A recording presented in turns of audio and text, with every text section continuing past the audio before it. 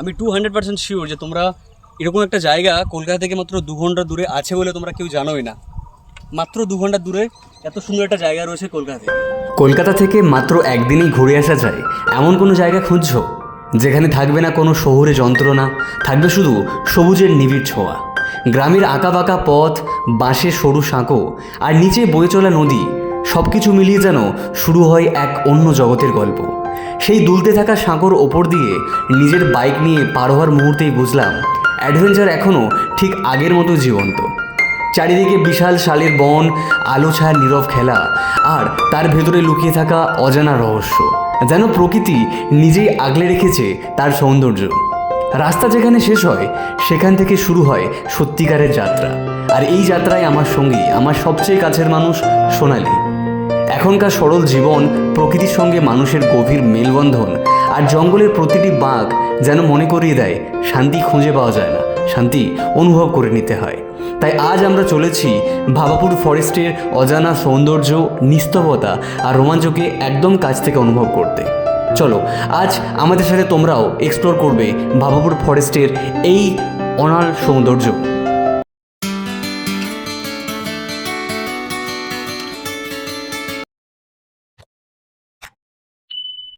Hello everyone, আবারও welcome জানাই একটা নতুন ভিডিওতে। আজকেও চলে এসেছি বরাবরের মতো নতুন একটা অফবিট প্লেসে তোমাদের জন্য।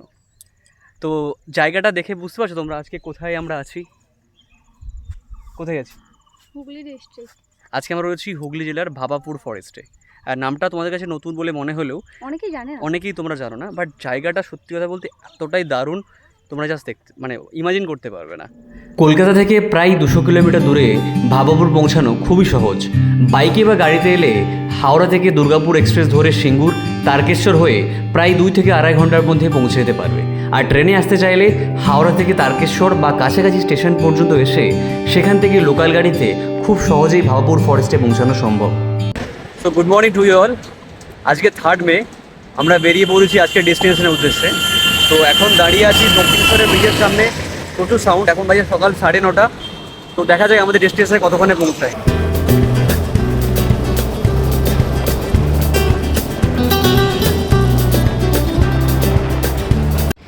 এই সামনে আমরা এখন ডানকুনি মোড়ে পৌঁছে গেছি। এখান থেকে আমাদেরকে লেফটে যেতে হবে, বাঁ দিক মারতে হবে এখান থেকে।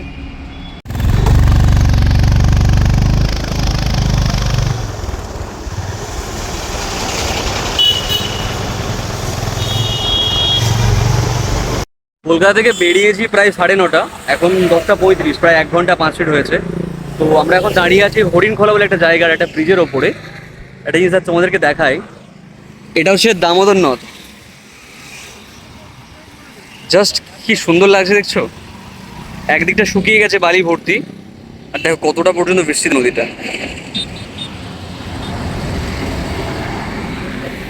আরে বসে বসে ফোন ঘাটছে, গরম লাগছে, গরম লাগছে ওর।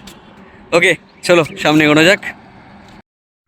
তো এখন আমরা এসে পৌঁছেছি নাইসারি বাজারে। এটা হচ্ছে নাইসারি বাজার। আর এই যে তোমরা দেখতে পাচ্ছ এই লেফট যে টার্নটা দিয়েছে, এই লেফট টার্ন নিয়ে গেলেই আমাদের ডেস্টিনেশনে পৌঁছানো যাবে।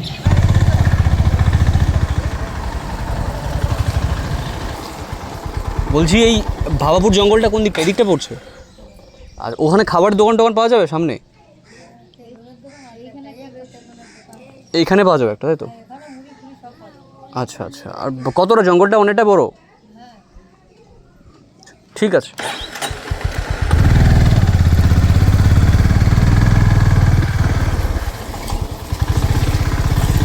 তো যেটা তোমরা শুনলে যে সামনে কিন্তু খাবারের দোকান নেই, তোমরা খাবার টাবার কিন্তু বাইরে থেকে কিনে আনবে, বা সামনে মেন মার্কেটে যেটা নারীশাহী বাজার তোমাদেরকে বললাম, ওখান থেকে তোমরা কিন্তু খাবার টাবার কিনে এনো। দেখো যত এগোচ্ছি আমরা ধীরে ধীরে কত সুন্দর একটা গ্রামীণ পরিবেশ এসেছি। দেখো এটা সম্ভবত কোনো একটা ধানের গোলা। এখানে দেখো সব ধানকে কাটার পর এখানে শোকানো হচ্ছে, এখানে এরা সব কাজ করছে দেখো। আর এত সুন্দর একটা গ্রামীণ পরিবেশ। চলো আরও এগোনো যাক সামনে।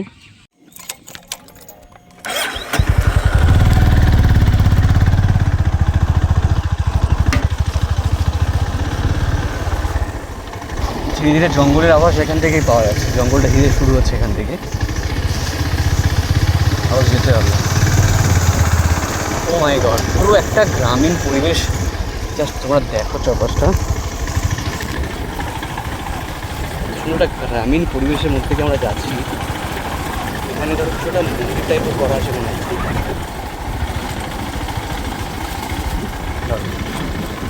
তো অ্যাট লাস্ট আমরা ভাবুর জঙ্গলের একদম ইনিশিয়াল পার্টি এসে পৌঁছে গেছি। এত সুন্দর একটা গ্রামীণ পরিবেশ, জাস্ট তোমরা দেখো চারপাশটা কত সুন্দর মনোমুগ্ধকর একটা পরিবেশ।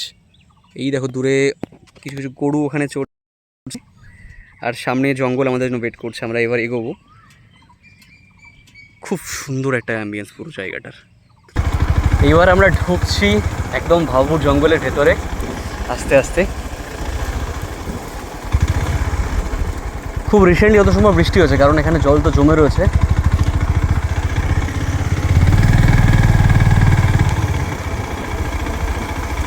এই দেখো সামনে হয়তো কাঠ কেটে ওনারা আনছে সাইকেলে করে। ওয়াও, কি দারুণ দেখো জঙ্গলটা।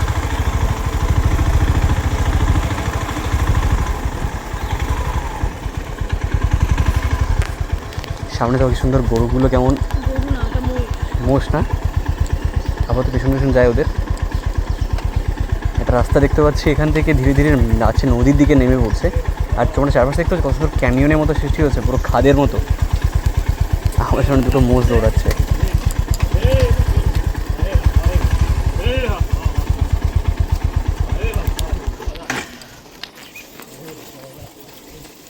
গাড়িটা অফ করে দিলাম, ঢালু। কি তাড়া করবি নাকি রে?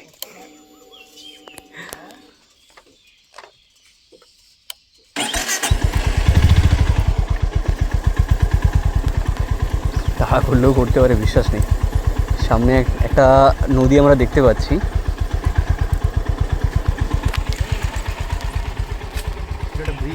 কাকা, এই ব্রিজে কি যায়, গাড়ি যায়? ও সামনে কোথায় পড়ছে ওটা? হ্যাঁ, কারাকাত। আচ্ছা আচ্ছা। সত্যি বলতে অনেক দিন পরে এত সুন্দর একটা প্রকৃতির মাঝে আমরা ঘুরতে এলাম। তোমরা সামনে যে নদীটা দেখতে পাচ্ছ, এই নদীটার নাম হচ্ছে দ্বারকেশ্বর নদ। আর সামনে যে জায়গাটা, এখানে লোকাল একটা কাকার সাথে কথা বলে বুঝলাম, সামনে ওই পারে জায়গাটা হচ্ছে বাগারবার বলে কোনো একটা জায়গা। তো তোমরা বাইক নিয়ে আসলে ওই পারে যেতে পারবে। আমরা একবার জাস্ট ওই পারে দেখে চলে আসবো কীরকম লাগে, দেখা যাক কীরকম লাগে। তো এখন আমি হেঁটে যাব ওই পারে, আর ও যাবে বাইকে। তো চলো গিয়ে দেখাই ওই পাশটা কীরকম।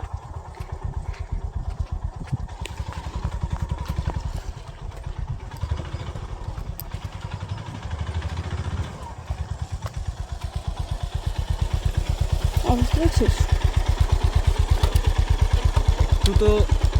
একটু তো ভয় ভয় লাগছে নদীটা পার হতে, কারণ ওটা বাঁশের সেতু, জানি না কী হবে, দেখা যাক।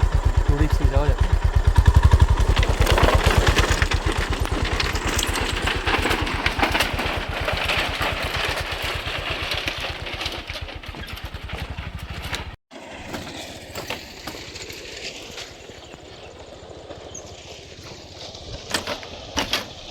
বেশ সুন্দর, নদীর মাঝখান দিয়ে এইভাবে বাঁশের সেতু দিয়ে হেঁটে হেঁটে হেঁটে হেঁটে যাওয়া।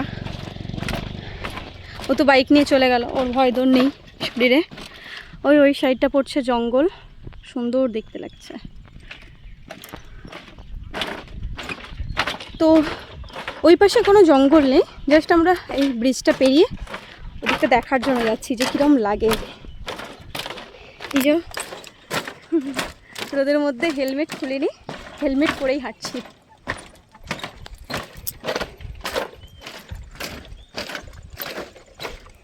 একটা আওয়াজ হচ্ছে ছকাশ ছকাশ করে।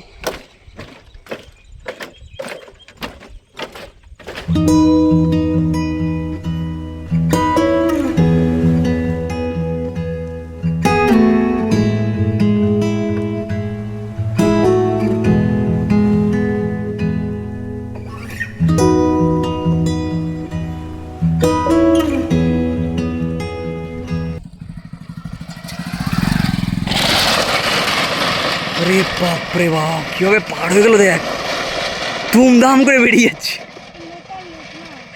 বাপরে, কীভাবে বেরিয়ে আছে দেখছো। এখন আমরা রয়েছি ভাবুর ফরেস্টের একদম এই প্রান্তটাতে। ওদিকটা তোমরা দেখতে পাচ্ছ ওপর দিকটা, ওটা পুরোটাই ভাবুর ফরেস্ট, একদম সেই লেফট কর্নার থেকে রাইট কর্নার পর্যন্ত। মাঝখান দিয়ে একটা সুন্দর একটা বাঁশের ব্রিজ রয়েছে। আর এই যে জায়গাটা, এটা রয়েছে বাগারপুর। এই অঞ্চলটা সোজা চলে গেছে বাগারপুরের দিকে।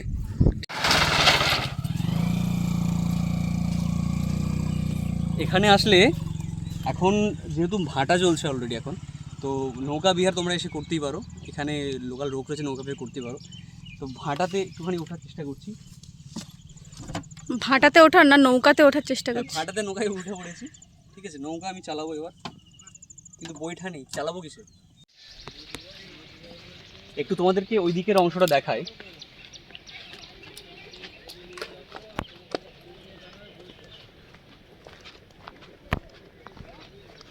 যত সম্ভব এখান থেকে বালি তোলা হয়, বুঝলে, এখানে কারণ প্রচুর পরিমাণে বালি এখান থেকে, এবং এখানে ট্রাকের ডাগর রয়েছে এখানে।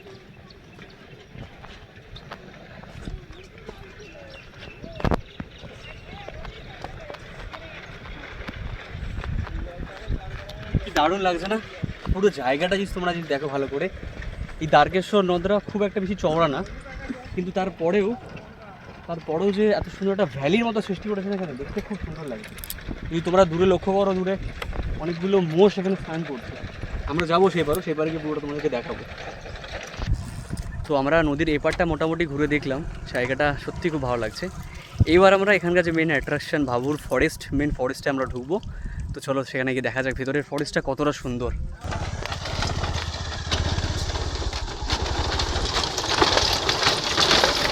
দারুণ থ্রিলিং ব্যাপার, নদীর উপরে বাঁশের উপর দিয়ে বাইক নিয়ে যাচ্ছে।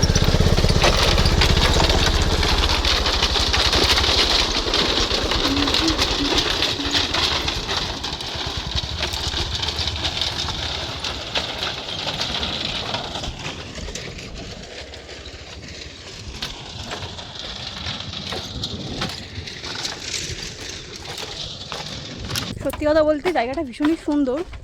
যদি একটু রোদ কম হতো না, আরও ভালো লাগতো। মানে এই যে নদীর জল যাচ্ছে, আর এই যে তার মধ্যে এইভাবে হেঁটে চলেছি, বেশ মজা। এখানে ওই পাড়ে গিয়ে দাঁড়িয়ে রয়েছে বাইক নিয়ে, কারণ ডবল যাওয়া যাবে না, সিঙ্গেল যেতে হবে।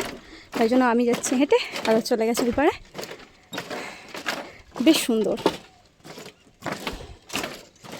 যারা এভাবে নদী জঙ্গল ভালোবাসো তাদের ভীষণই ভালো লাগবে। এবার এই পার থেকে আমরা উপরে উঠছি।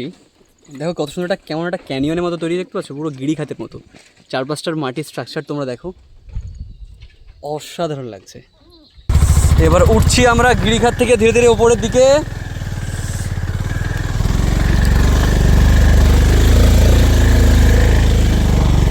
চারপাশের যা জায়গাটা তোমরা দেখো, কি দুর্দান্তটা ব্যাপার।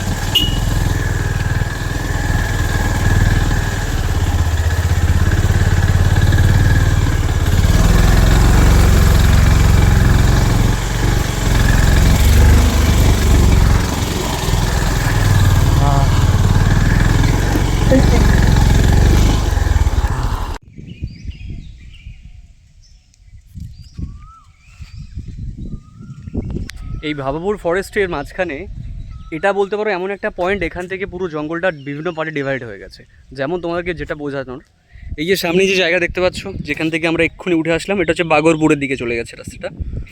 এই লেফট সাইডে জায়গাটা ডেন্স ফরেস্ট। যদি তোমরা জঙ্গলের ঘনত্ব বেশি বলতে চাও, তাহলে এই দিকে রাস্তাটা বেশি ঘন, আর এটা অনেকটা লম্বা। আর একটা রাস্তা চলে গেছে দেখো, এই ডান দিক থেকে এই সোজা একদম এই দিকটা চলে গেছে। এই দিকটা রয়েছে কোনো একটা মন্দির, যতটুকু আমি এখানে লোকাল লোকের সাথে কথা বলে বুঝলাম। চলো এবার আমরা ভেতরে ঢুকছি, আগে মন্দির সাইডটা দেখবো, তারপরে ডেন্স ফরেস্টে ঢুকবো। ওকে, লেটস গো।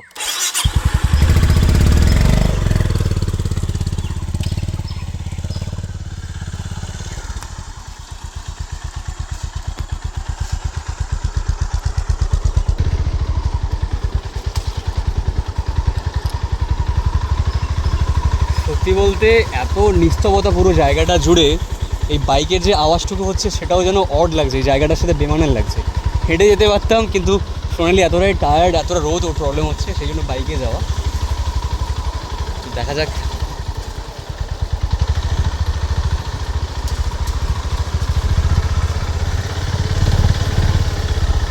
এই জায়গাটা সত্যি একটু অফবিট কাইন্ড অফ। এখানে ভিড়ভাড়টা একদমই নেই, নিজের মতো করে তোমার টাইম এসে অবশ্যই স্পেন্ড করতে পারো।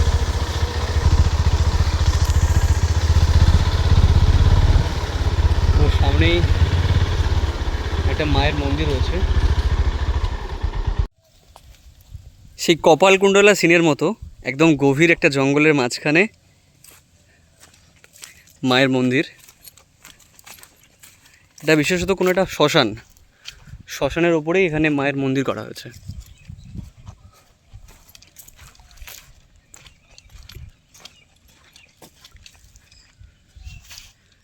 ঘট পুজো হয় এখানে। তো মন্দিরে উঠছি না আপাতত, আমরা পুরো সাইড সিনটা পুরোটা দেখে নিই। সেই একদম নদীর নিচ থেকে তো তোমরা উপরের ভিউটা দেখেছো, এবার উপর থেকে নিচটা কীরকম লাগে দেখিয়ে দিই চলো।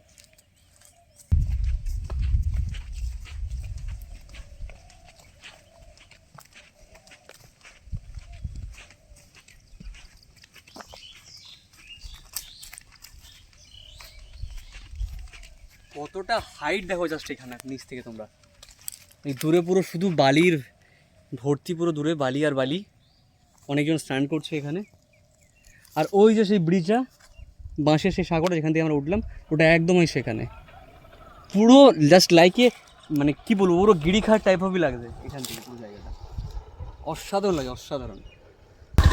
তো মন্দিরটা দেখার পরে আবার আমরা এই জঙ্গলের ভেতর থেকে এবার আমরা লেফট সাইডের দিকে যেতে চলেছি। পুরো জায়গাটাতে পাখির আওয়াজ শোনা যাচ্ছে। আমি জানি তোমরা খুব একটা বেশি শুনতে পাবে না, কারণ গাড়ির ইঞ্জিনের আওয়াজ হচ্ছে।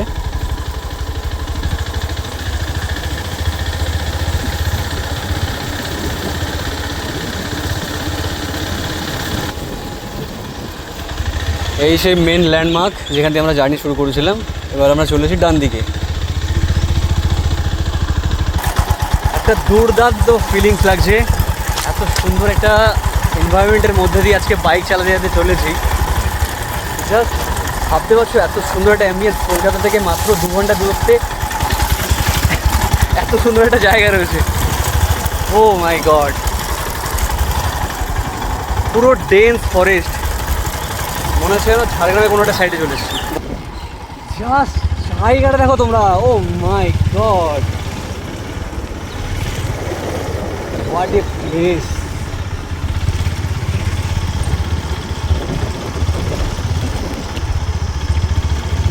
দারুণ লাগছে, দারুণ।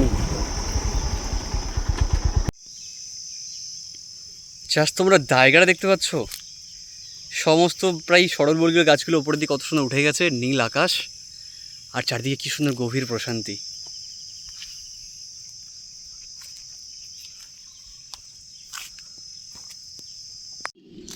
ও এখন গরমেতে ভীষণ প্রবলেম হচ্ছে, ওর এত রোদে ওর একটুখানি প্রবলেম হয়। তো আমি একটু পুরো জায়গাটা একটু সাইডে একা একা এক্সপ্লোর করি, আপাতত রেস্ট নিক। এই সুন্দর জায়গাটা অসাধারণ, সত্যি কথা বলতে। অ্যাটলিস্ট ওদেরকে দেখায়, এই যে জায়গাটা দেখতে পাচ্ছ, কিছু কাঁটাতারের ব্যারিকেড করা আছে এখানে। কাঁটাতারের ব্যারিকেডের মধ্যে না অনেক কাঠ কাটা রয়েছে। আমি জানি না অ্যাকচুয়ালি এটা হয়তো গভর্নমেন্টের তরফ থেকে কাটা হচ্ছে, বাট পুরো জায়গাটা জুড়ে প্রচুর কাঠ কাটা রয়েছে। বাইরে আমরা পড়লাম যে কাঠ কাটা অ্যালাউড না, তাহলে এখানে এত কাঠ কাটা কেন রয়েছে আমি সেটাই বুঝতে পারছি না। এনিও হতে পারে পারমিশন নিয়ে কাটা হয়েছে। তো এখানে আসলে কিন্তু বাইরে থেকে খাবার কিনে আনতে একদম ভুলবে না, কারণ কাছেপিঠে খুব একটা দোকান খুব একটা পাবে না এখানে।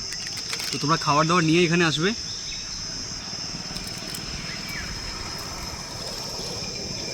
আর জলটাও আনবে মনে করে। আমাদের এখন পার্টি হচ্ছে এই জঙ্গলের মধ্যে, চিপস অ্যান্ড চিড়ে পার্টি। এখানে আসলে অন্তত কিছুক্ষণের জন্য হলো এবার চুপচাপ এখানে একটু বসে থাকবে, অ্যান্ড এই পুরো জায়গাটার অ্যাম্বিয়েন্সটার একটা আলাদা সাউন্ড আছে, সেটা ফিল করবে। চারিদিকে পুরো ঝিঝি পোকার ডাক, পাখির ডাক, এই ব্যাপারটা মানে তোমরা শহরে পাবে না। এখানে আসলে বুঝতে পারে কতটা প্রশান্তি এই জায়গাটার মধ্যে রয়েছে। শুনতে পাচ্ছ এই জায়গাটা পুরো অরিজিনাল সাউন্ডটা।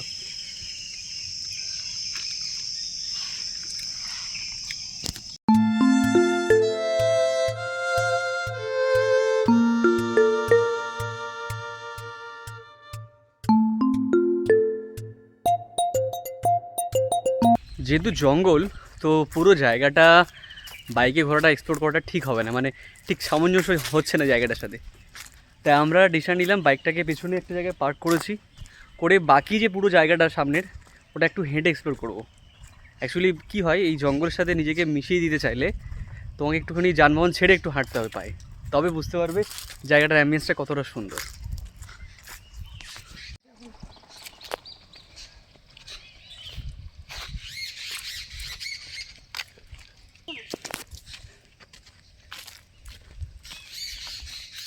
ধীরে ধীরে আরও গভীরের দিকে আমরা এগোচ্ছি।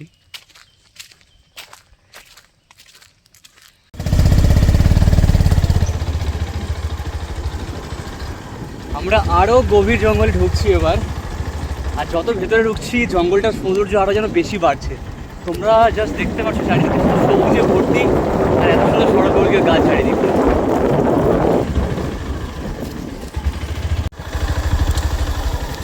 জানি না এই ছোটো ছোটো রাস্তাগুলো কোথায় গেছে, আপাতত এই ছোটো ছোটো ট্রেলগুলো ফলো করতে করতে আমরা আরও বেশি গভীর জঙ্গলে ঢুকছি। এদিক ওদিক যেদিক দিয়ে বাইরে এগোচ্ছি আমরা। এই ও মাই গড, সত্যি মানে যেন কোনো জঙ্গল সাফারিতে বেরিয়েছি, বাট বাইকে, তাই নাই?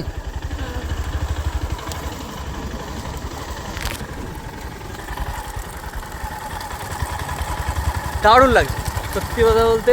কলকাতা থেকে প্রায় 2.5 ঘন্টা গাড়ি চালিয়ে তো আসলাম, তো একদমই রিগ্রেট হচ্ছে না যে এত দূর গাড়ি চালিয়ে আসলাম সেই জন্য। সত্যি জায়গাটা অসাধারণ, দারুণ দারুণ লাভলি জায়গাটা। This is called proper adventure. Oh my god. তো সামনে একটা পয়েন্টে আমরা এসে গেছি, এইখান থেকে জাস্ট তোমরা পুরো জায়গাটার ভিউটা দেখো জাস্ট। Oh my god, কি দারুণ লাগছে পুরো জায়গাটা, লাভলি। এটা এখনো দাঁড়াতেই হবে। তোমরা জাস্ট দেখছো জায়গাটা, মানে কি অপরূপ সৌন্দর্য আর এত সুন্দর এইখানটার পুরো পরিবেশ, সত্যি মানে মন মুগ্ধ করে দেওয়ার মতো জায়গা। ও দারুণ দারুণ।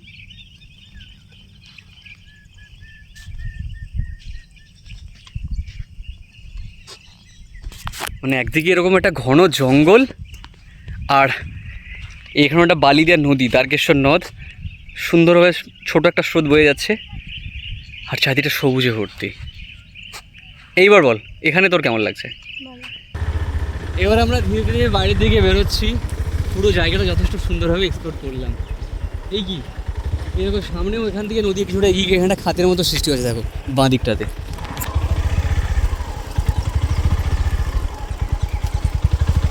আমরা একদম ধার থেকে একদম পুরো জায়গাটা দেখতে পাবো।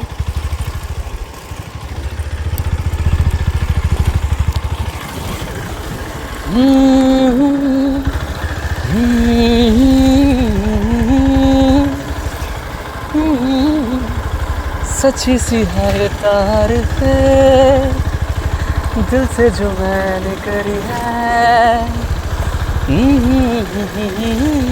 दुनिया मेरी हमदम आसमां मिले ज़मीं को मेरी आधे आधे पूरे हैं हम,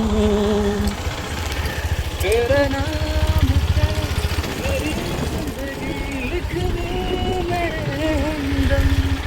তো আমরা মোটামুটি এই ভাবাপুর ফরেস্টটা ঠিকঠাকভাবেই ঘুরলাম, আর সত্যি কথা যদি জেনুইন ফিডব্যাক চাও, জায়গাটা এক কথায় অসাধারণ লেগেছে আমাদের। আমি একটা কথা বলতে চাই, যারা ক্যাম্পিং করতে ভালোবাসো, বাইরে কিছু বানিয়ে খেতে ভালোবাসো, মানে পিকনিক টাইপের, তো এখানে তোমরা সেই মিনি যে গ্যাসগুলো হয় ওগুলো কিনে নিয়ে এসে সুন্দরভাবে রান্না করে এক্স্যাক্টলি সবাই মিলে, মানে অনেকটা গ্রুপ মিলে এসে পিকনিক করতে পারে। মানে পিকনিক করার জন্য একটা দারুণ জায়গা, সত্যি সুন্দর জায়গা। কারণ পুরো জায়গাটা তোমাদেরকে দেখালাম, এখানে যে কোনো জায়গায় যে কোনোটা নদীর ধারে বসে তোমরা ইজিলি পিকনিকে বসতে পারো। একদম, যারাও এরকমভাবে ঘুরতে পছন্দ করো, হ্যাঁ, একসাথে গ্রুপ মেলে বন্ধু বান্ধব প্রিয়জন সবাইকে নিয়ে চলে আসো এখানে পিকনিক করতে। আশা করছি মানে নিরাশ হয়ে ফিরবে না, ভীষণ ভালো লাগবে।